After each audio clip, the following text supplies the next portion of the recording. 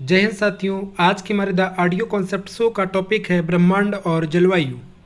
इस टॉपिक के अंदर हम लोगों ने इसको 4 कॉन्सेप्ट में डिवाइड किया है। कॉन्सेप्ट फर्स्ट है ब्रह्मांड, कॉन्सेप्ट सेकंड है पृथ्वी की आंतरिक संरचना, कॉन्सेप्ट थर्ड है जलवायु, कॉन्सेप्ट फोर है वायुदाब। कॉन्सेप्ट फर्स्ट ब्रह्मांड। ब्रह्मांड से संबंधित कुछ शब्दावलियां। पहला, खगोलीय पिंड।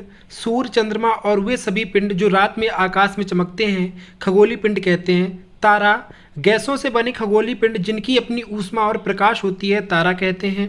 नक्षत्र मंडल, तारों के विभिन्न समूह होते हैं जैसे अर्सा मेजर या बिग बेयर या सप्तर्षि इत्यादि। ध्रुव तारा, पृथ्वी से दिखने वाले तारामंडल का सबसे प्रकाशमय तारा है ध्रुव तारा। पृथ्वी से लगभग 434 प्रकाश वर्ष दूर स्थित है यह ध्रुव तारा। ध्रुव तारा पृथ्वी के उत्तरी गोलार्ध के निकट स्थित है, यानी दुनिया में अधिकतर जगहों से ध्रुव तारा उत्तर दिशा में स्थित प्रतीत होता है। इसी कारण तारों से मार्गदर्शन लेते हुए समुद्र या रेगिस्तान जैसे जगहों से निकलने वाले यात्री अक्सर ध्रुव तारे का प्रयोग करते हैं। ग्रह, ऐसे खगोलीय पिंड जिनमें अपनी ऊष्मा और प्रकाश नहीं होता है, ये तारों के प्रकाश से प्रकाशित होते हैं, ग्रह कहलाते हैं। सौरमंडल, सूर्य 8 ग्रहों, उपग्रहों और अन्य खगोलीय पिंडों का एक समूह है। सूर्य सौरमंडल के केंद्र में स्थित है और गर्म गैसों से निर्मित एक तारा है। सौरमंडल के सदस्यों के लिए ऊष्मा का और प्रकाश का प्रमुख स्रोत है सूर्य। इसकी सतह का तापमान लगभग 6000 डिग्री सेल्सियस है। पृथ्वी से लगभग 15 करोड़ किलोमीटर स्थित दूर इसके प्रकाश को पृथ्वी तक पहुंचने में लगभग 8 मिनट 16 सेकंड का समय लगता है। चंद्रमा पृथ्वी का एकमात्र प्राकृतिक उपग्रह है। यह पृथ्वी से लगभग 3,84,365 किलोमीटर दूर स्थित है। इसका गुरुत्वाकर्षण बल पृथ्वी के गुरुत्वाकर्षण बल का 1/6 है। यहाँ कम गुरुत्वाकर्षण बल के कारण वायुमंडल अनुपस्थित है। इसे पृथ्वी का एक चक्कर लगाने में लगभग 27 दिन का समय लगता है। यह इतने ही समय में अपने अक्ष का एक पूरा चक्कर करता है और इस कारण हमें चंद्रमा का एक ही हिस्सा दिखाई देता है। क्षुद्र ग्रह, ये मंगल और बृहस्पति की कक्षाओं के बीच पाए जाने वाले असंख्य छोटे पिंड होते हैं जो सूर्य के चारों ओर चक्कर लगाते हैं। ये मुख्यतः ग्रहों के टूटे हुए भाग होते हैं। चार वेस्टा प्रमुख क्षुद्र ग्रह के नाम से जाना जाता है। धूमकेतु, आकाशीय धूलकण, गैस, बर्फ आदि पदार्थों से निर्मित आकाशीय पिंड जो सूर्य की परिक्रमा करते हैं। सूर्य के निकट आने पर वाष्पीकरण के कारण इन्हें हेड और टेल का निर्माण होता है। टेम्पल फर्स्ट, हेलबॉप, हेली, फोर्ब्स आदि कुछ प्रमुख धूमकेतु के नाम से विख्यात हैं। उल्का पिंड, सूर्य का चक्कर लगाने वाले पत्थरों के छोटे छोटे टुकड़ों को हम लोग उल्का पिंड कहते हैं। ये पृथ्वी के नज़दीक आने पर घर्षण के कारण गर्म होकर जल जाते हैं जिससे चमकदार प्रकाश उत्पन्न होता है। इनके गिरने से कभी कभी पृथ्वी पर गड्ढे बन जाते हैं और उससे कई सारी आपकी झीलें भी निर्मित हुई हैं। आकाशगंगा, यह करोड़ों तारों, बादलों और गैसों का समूह है और सौर मंडल इसका एक भाग है। पृथ्वी सौरमंडल का एकमात्र ग्रह जिस पर जीवन है। पृथ्वी की गतियां 2 प्रकार की होती हैं। फर्स्ट है घूर्णन, रोटेशन। पृथ्वी का अपने अक्ष पर घूमना घूर्णन कहलाता है। इसके एक चक्कर में 24 घंटे का समय लगता है। परिक्रमण, रेवोल्यूशन, पृथ्वी का सूर्य के चारों ओर दीर्घवृत्ताकार कक्षा में घूमना परिक्रमण कहलाता है। पृथ्वी का एक वर्ष 365 दिन 6 घंटे का होता है। सुविधा के लिए एक वर्ष 365 दिन का माना जाता है जिसमें 6 घंटे को नहीं जोड़ते हैं। प्रत्येक 4 वर्ष में बचे हुए 6 घंटे को जोड़कर 24 घंटे का एक दिन बनता है जिसे फरवरी माह में जोड़कर लीप वर्ष कहा जाता है। पृथ्वी पूरे कक्ष में एक ही दिशा की ओर झुकी है। इसी झुकाव और सूर्य के चारों ओर पृथ्वी की स्थिति में परिवर्तन के कारण ऋतु परिवर्तन होता है।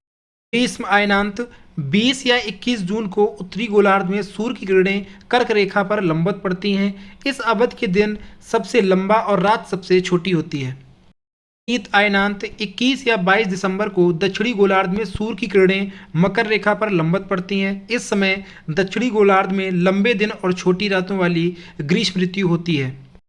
विषुव इक्विनॉक्स, 21 मार्च और 23 सितंबर को सूर्य की किरणें विषुवत पर सीधी पड़ती हैं। इसीलिए दोनों गोलार्धों में दिन और रात बराबर होते हैं जिसे विषुव कहा जाता है। 23 सितंबर को उत्तरी गोलार्ध में शरद ऋतु होती है जबकि दक्षिणी गोलार्ध में वसंत ऋतु होती है। 21 मार्च को इस तिथि के विपरीत स्थिति बनती है। कॉन्सेप्ट सेकंड है पृथ्वी की आंतरिक संरचना। भूपर्टी या क्रस्ट, महाद्वीपों के नीचे 35 किलोमीटर और महासागरों के नीचे 5 किलोमीटर तक भूपर्टी पाई जाती है। मुख्यतः सिलिका और एल्यूमिना जैसे खनिजों की मौजूदगी के कारण इसे सियाल कहा जाता है।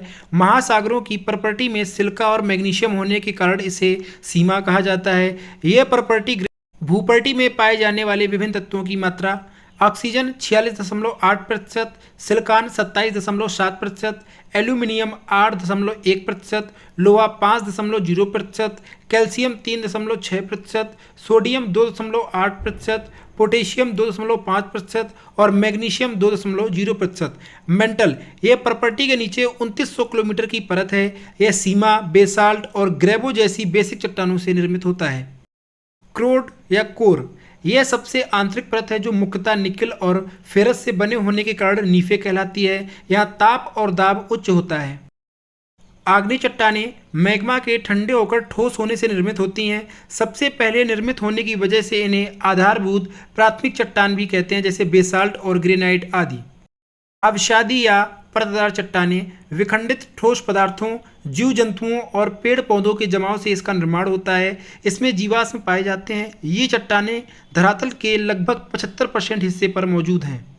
रूपांतरित या कायांतरित चट्टानें आग्नेय और अवसादी चट्टानों में ताप, दाब और रासायनिक क्रियाओं से बदलाव के कारण इनका निर्माण होता है। उदाहरण क्वार्टजाइट, संगमरमर, स्लेट, ग्रेफाइट और हीरा आदि। कॉन्सेप्ट है जलवायु। वायुमंडल संगठन एवं संरचना। पृथ्वी के चारों ओर हजारों किलोमीटर की ऊंचाई पर फैला आवरण वायुमंडल कहलाता है। यह पृथ्वी पर ऊष्मा संतुलन का अहम वजह है। वायु में भार होता है और धरातल पर इसका जो दबाव पड़ता है वह वायुदाब कहलाता है। समुद्र तल पर यह 1034 ग्राम प्रति वर्ग सेंटीमीटर होता है। वायुमंडल की प्रमुख गैसें: nitrogen 78.08%, oxygen 20.24%, organ 0.93%, carbon dioxide 0.03%, neon 0.018%, helium 0.0005%, ozone 0.00006%। वायुमंडल की संरचना नीचे से ऊपर की तरफ से क्रम है: क्षोभ मंडल, समताप मंडल, मध्य मंडल, आयन मंडल, बाह्यमंडल। इसको आप बगल में जो फोटो दिया गया उसके तरीके से समझ सकते हैं। सूर्य ताप को प्रभावित करने वाले कारक: सूर्य की किरणों का आपतन कोण, सूर्य के प्रकाश की अवधि, सूर्य से पृथ्वी की दूरी में अंतर, सौर विकिरण की मात्रा में भिन्नता, वायुमंडल की पारदर्शकता। नेक्स्ट कॉन्सेप्ट वायुदाब। प्रति इकाई क्षेत्रफल पर वायु के स्तंभ का भार वायुदाब कहलाता है। यह सागर तल पर सर्वाधिक होता है। वायुमंडल में जलवाष्प की मात्रा बढ़ने पर वायुदाब में कमी आती है। वायुदाब की पेटियां: विषुवतीय निम्न दाब पेटी, इसका विस्तार विषुवत रेखा के दोनों ओर 5 डिग्री अक्षांशों तक सूर्य की किरणें वर्ष भर लंबवत रहती हैं। तापमान उच्च रहता है और वायुदाब निम्न होता है।